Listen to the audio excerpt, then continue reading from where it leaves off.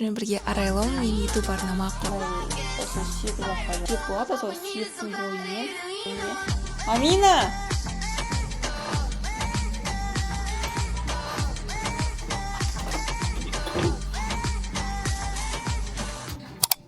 Сәлем достар, баршаларыңызға. Сіздермен бірге арайлым мен YouTube арнама қош келдіңіздер. Бүгін бізде жаңа рубрика, яғни бүгінгі видеода мен сіздерге осы жаздың ең әдемі киім үлгілерін көрсететін боламын. Сонымен қатар макияжды бірге жасайтын боламыз. Мен қазір өзім бетіме тональный крем, яғни BB крем жағып қойдым. Енді ары қарай дальше этапын көрсететін боламын. BB крем жаққаннан кейін бір 5 минуттай немесе бір 2-3 минуттай күтемін. 2-3 минуттан кейін мен корректор жағатын боламын бетіме. Заодно сіздерге осындай қызықты видео түсіргім келіп отыр. Так, менде корректор бұрындарда көрсеткен болатын, макияж бойынша менде видео бар, бірақ менде бір ғана видео. Негізі менің каналымда бұрыннан келе жатқан подписчиктер түсінбей жатқан шығар. То саяхат жайлы видео шықты, то рецепттер жайлы, енді осындай макияж жайлы. Негізі мен қазір декретте болғандықтан маған әртүрлі сала өте қызықты, сондықтан әртүрлі сала болғандықтан әртүрлі жанрдағы видеолар түсіріп жатырмын. Надеюсь, сіздерге ұнайды деген ойдамын. Егер ұнаса, міндетті түрде лайк басып отырыңыздар. Қазір мен осы корректор жағатын боламын. Rare Beauty, яғни корректор жаққан кезде, осы көп видеолардан көрген кезде, осы сүйек жақтарымызға мордыма жағатын боламын, чтобы кішкене кішірек көріну үшін. И мен маңдайым кен, осы маңдайыма жағатын боламын, маңдайым екі шетіне. Яғни осының көмегімен кішкене болсын бетіміздің формасын әдемілеуге болады. Негізі беттің формасы өзіме ұнайды, бірақ осымен жасасақ одан сайын әдем болады. Яғни осы сүйек жаққа жағамын. Осы корректор өте күшті, тез растушевка тез жасалынады. Долго отырмай, бьюти блендермен просто растушевка жасаймын. Так, мұрныма жасаймын. Так, мұрныма бояй осылай. И маңдайыма. Так, шашымды буа салайын. Так, осылай. Енді просто бьюти блендердің көмегімен растушевка жасаймын. Бьюти блендермен алдын-ала жуып қойдым. Енді осының көмегімен, яғни сыққан кезде бізде влажный болып тұру керек. Бірақ влажный болғанда қатты сулы болмау керек. Средний болу керек сыққан кезде, чтобы су шықпау керек. Биылғы 2026 жылдың ең сәнді түстері ол бізде сарымай түстес, сонымен қатар аспан түс, яғни көкшіл, ашық көк дейміз, сонымен қатар қоңыр шоколадты түстер.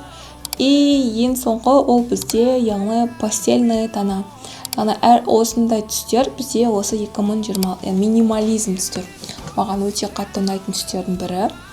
Осы түстер бойынша мен жалпы дүкенге де барып, өздеріңіз де байқаған шығарсыздар, дүкенге барған кезде киімдердің түстерінің көбісі осы түстерге ұқсайды. Яғни нәзік қызғылт түс, сарымай түстес түс, яғни банан түстес, сары болғанда сап-сары емес, нежный сарылар болады, сондай түстер. Сонымен қатар ашық көк и сонымен қатар шоколадты, қоңыр шоколадты түстер маған өте қатты ұнайды. Маған өзіме ол түс жарасады, сондықтан дүкендерге барған кезде бірден көзіме түсетін түстердің бірі. Егер гардеробыңызда жаңалағыңыз келіп жүрсе, міндетті түрде осы видеоны соңына дейін қараңыздар. Бұл видеода мен сіздерге осы биылғы жылдың ең сәнді түстерін айтып өтетін боламын, және қандай образдар биылғы жылы яғни трендте. Соларды айтып өтетін боламын. Міндетті түрде қарап өтіңіздер. Қазіргі сонымен қатар трендте бізде жібек матадан жасалынған орамалдар. Жібек матадан жасалған орамалдарды біз как обычный орамал сияқты қолдануымызға болады басымызға, немесе как бандамка ретінде, немесе әртүрлі образ шығару үшін мойнымызға байлап, как кореянкалар сияқты әртүрлі бейнедегі образдарды шығаруға болады. Немесе мен кеше ғана бір не көрдім, трендтегі модный показда. И ол жерде прям орамалды беліне орап қояды. Он өзі обычный образды ерекше образ жасайды. Сондықтан осында еске алыңыздар. өте сәнді. Бетіме только что контурингді жағып болдым, растушевка жасап. Енді қазір бірден тень жағатын болам көзіме. Жаз мезгілі болғандықтан пудра жаққым келмейді. Астынан увлажняющий крем жақтым. Менің қазіргі уақытта қолданып жүрген тональный крем. Осы крем маған өте қатты ұнады. Жазға, мне кажется, маған жақсы идеально келеді. Өйткені осыдан кейін пудра жағудың қажеті жоқ. Бұлай ұстасаң мүлдем кожаға жабыспайды. Қолым жабыспайды кожама. Сондықтан, егер кімнің кожасы сухая и средняя кожа, бәріне келеді. Так, қазір мен енді тень жағатын боламын. Тень менде обычный теньдер. Кисточкамды алайын. Так, бізде сонымен қатар қазіргі уақыттағы киімдер, қандай киімдер трендте және модада да.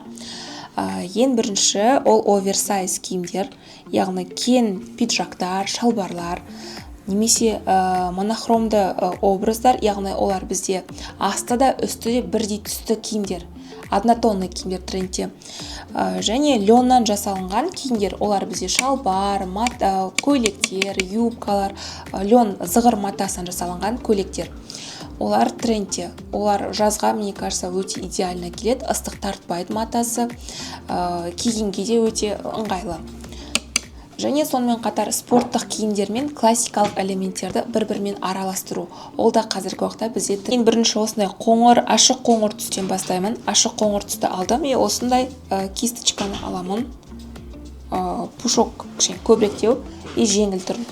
И көзіме бояған кезде ең бірінші андай легкий движениемен бастаймын. Яғни кожама қатты батырмаймын. Тек ұшымен ғана бояймын. Сол кезде біздің растушевкамыз жақсы жасалынады.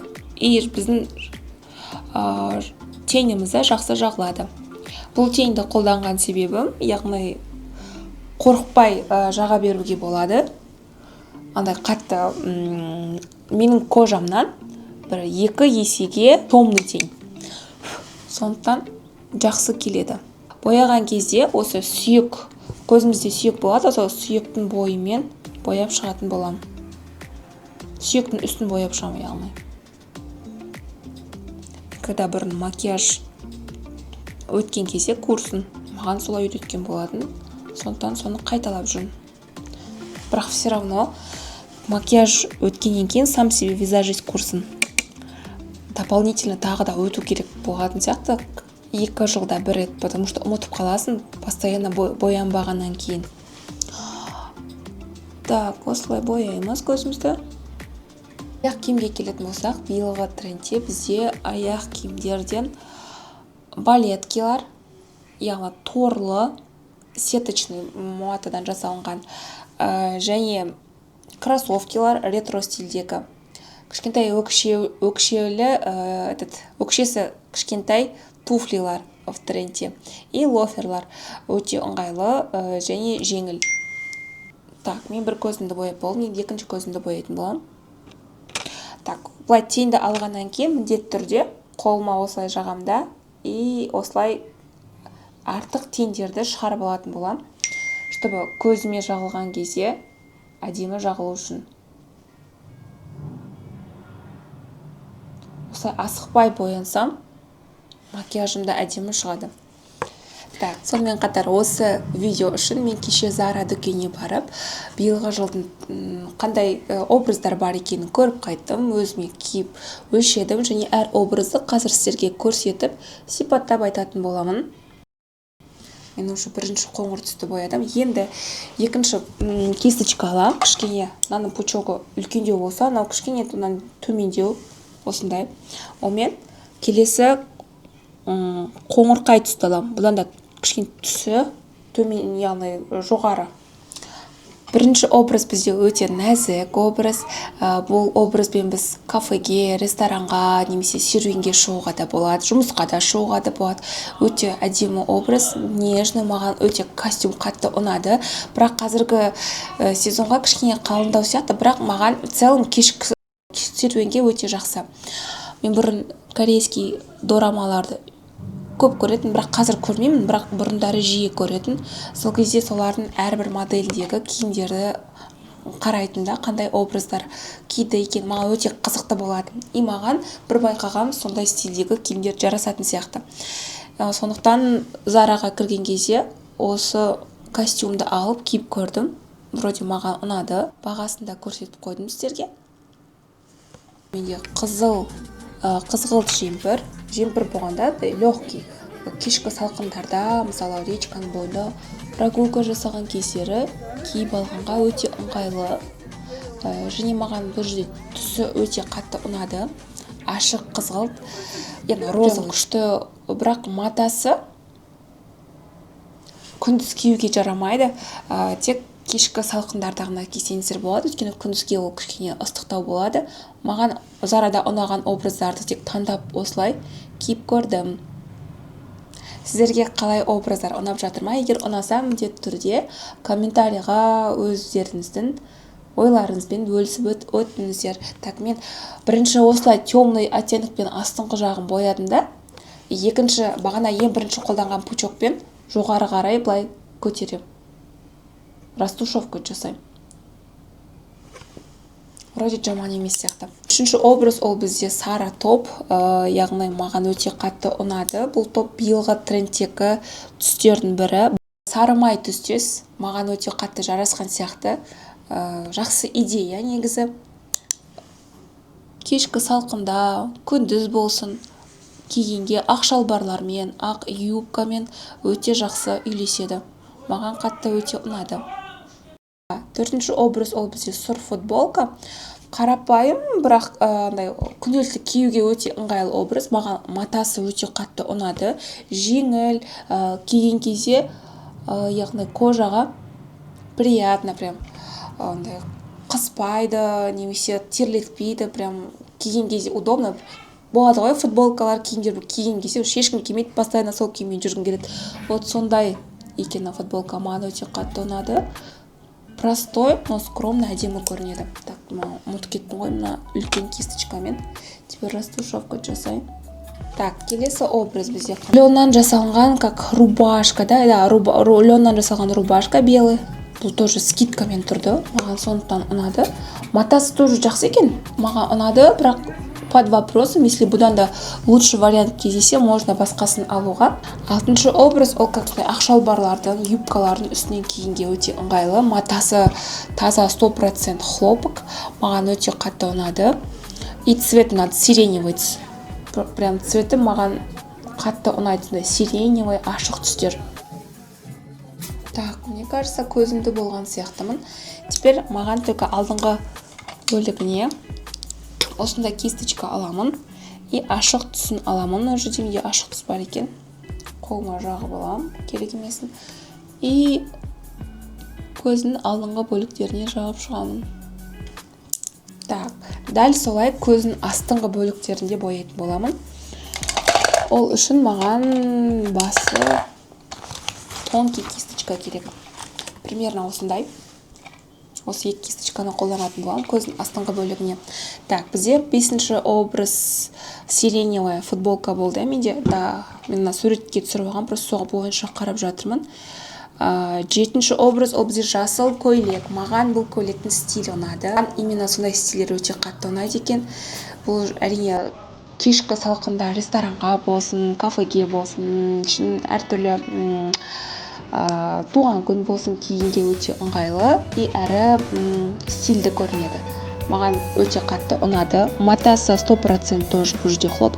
Қазір мен дүкенге барсам, міндетті түрде составына қарайтын боламын киімнің. Егер полиэстер деген состав болса, точно ыңғайлы. Ол өйткені ыстық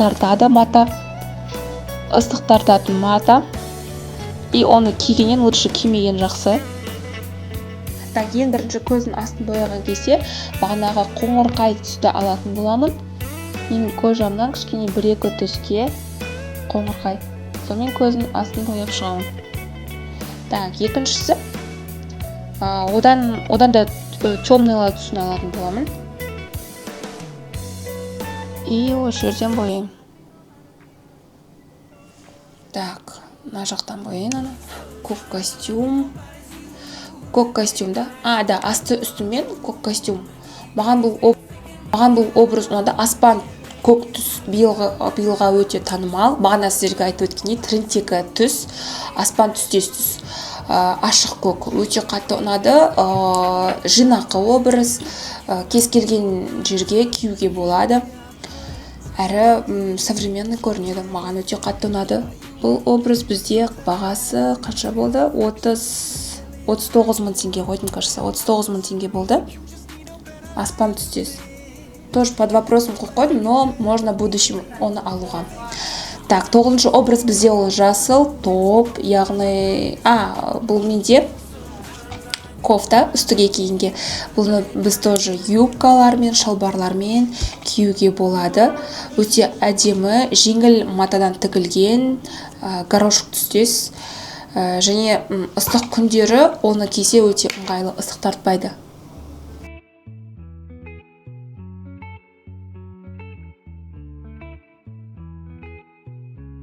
Так, мен почти көзімді болдым. Можно көздің алдыңғы жағына хайлайтер жағуға, можно жақпауға. Так, мен только алдыңғы бағанағы ашықтау түсті жағатын болам дәушке. Да, осымен көзім аяқталды. Привет! Акробасик моя. Ти-ти-ти-ти. Так, помада медиа осындай. Бұрын бір блогердің алған болатын, до сих пор бар. Нет, нельзя, кисточка, болмайды. Болмайды, кисточка, болмайды. Сен боямай-ақ қойшы бетіңді. Бабам! Кім бабам болды? Что? Так, помадамызды жағатын боламыз. Помада маған өте қатты ұнады. Уже қолданып жүргеніме. Амина! Мен бір косметикамды алып кеттім. Так, осымен менде макияжым аяқталды. Қазірге тағы да көрсететін болам. Образдарында тағы магазинға кірдім. Амина, берші маған, берші. Қайда алып кет? Так, ең бірінші менде көгілдір макси көйлек. Осындай жеңіл әрі кең пішілген көйлектер биыл ерекше трендте. Жазда өте ыңғайлы, матасы өте жеңіл.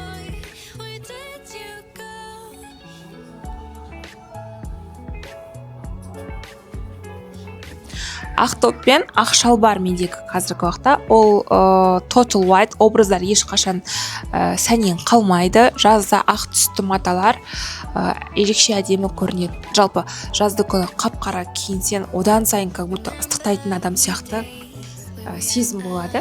Ал егер ақ мата кисе, все-таки адам өзін салқындықта сезінеді. И өте сәнді. Көк түсті топ менде. Да, көк түсті топ. Ол аспан көк түс, яғни биылғы жылы аспан түстес көк. Бағана айтып өткендей, аспан түстес көк трендте. Мен сол кофтаны алдым, кстати. Ау!